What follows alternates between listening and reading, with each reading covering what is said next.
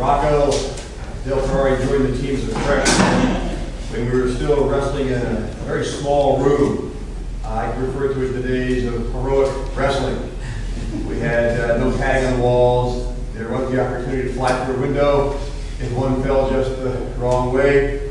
And Rocco was part of a class that, a freshman class that filled up the wrestling room pretty well. Unfortunately, as time went on, guys were dropping like flies. I remember one wrestler who had a lot of future on the team. He quit. And I said, well, why'd you quit? Very honest, he said, I don't like it. Well, Rocco stuck. And Rocco stayed with it for the next 3 years, growing in skill and toughness with every year. One thing that particularly impressed me about Rocco is at some point, and you all know that Rocco is an entrepreneur. He can fix a computer, he can make money, drop of a hat, fixing computers. But I believe it was with his own cash, he decided to go to the creme de la creme of wrestling camps, also called Death Camp, J. Robinson Wrestling Camp. And Rocco went to that camp, and he came back a changed man.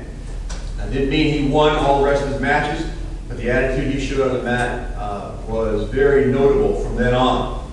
And I was very appreciative of how he conducted himself as a result of that. He's a graduate, as most wrestlers are, of the School of Hard Knocks. Started off with no experience as a freshman, and now he's a long-toothed veteran. One story from this year will entertain you probably, it entertains Rocco. We wrestle two deaf schools, and one of the unique things about wrestling deaf schools is strange noises come out of the wrestlers. They're not used to hearing things, so they have no regulation of their vocal cords. So strange shouts and horrible cries will be heard from the sidelines or on the wrestling match. So Rocco was wrestling this kid from the model school, whipping him pretty good. Then all of a sudden, Rocco went out with a uncharacteristic yell. And it turns out that this young man, his opponent, who fortunately was wearing a mouth guard, otherwise he would have sunk his braces of teeth into Rocco. He hit Rocco right down here around the loin area. And he caused a big kerfuffle. And this is the first time in our wrestling career, Rocco had to drop his singlet. And man, there was a teeth mark on it. And I wonder, is it still there, Rocco? Well, anyway, Rocco won that, of course. But I'd just like to say that Rocco has provided great leadership for the team this year. Very steady, very reasoned, and setting a good example at all times.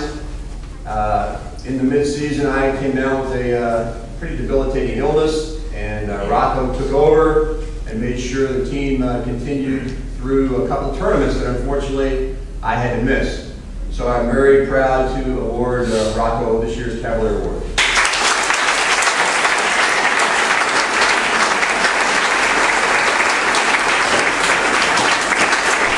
We have a coach leaving us this year from wrestling. He's still going to teach here.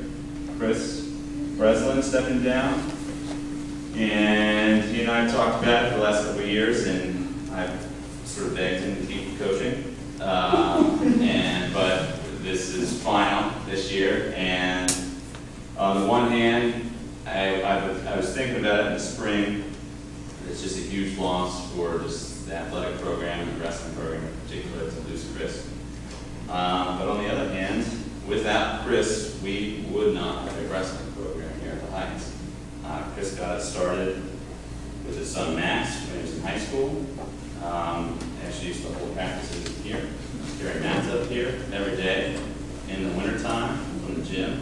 So that gives you an idea of their dedication. Then built a wrestling room, and then busted out a wall and put some pads up in different places in the wrestling room to prevent more injuries.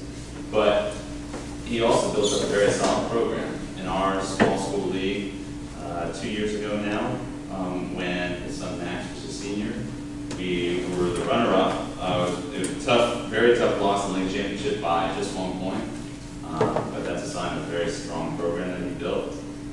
had some of the best wrestlers here in the league. He's owned some Max and then Mike Herman last year.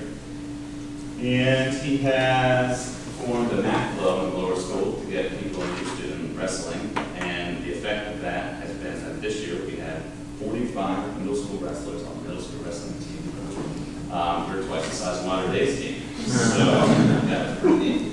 But I think also, finally, he had a very disciplined, well-respected team. And I can't say how much different league meetings or emails from other ADs, the different great things that I would hear about our young wrestlers, how well they represent themselves. And I know that that's because of Chris's leadership. So it would have been wrong for me to not acknowledge him without leaving. I know Chris doesn't do this for personal accolades.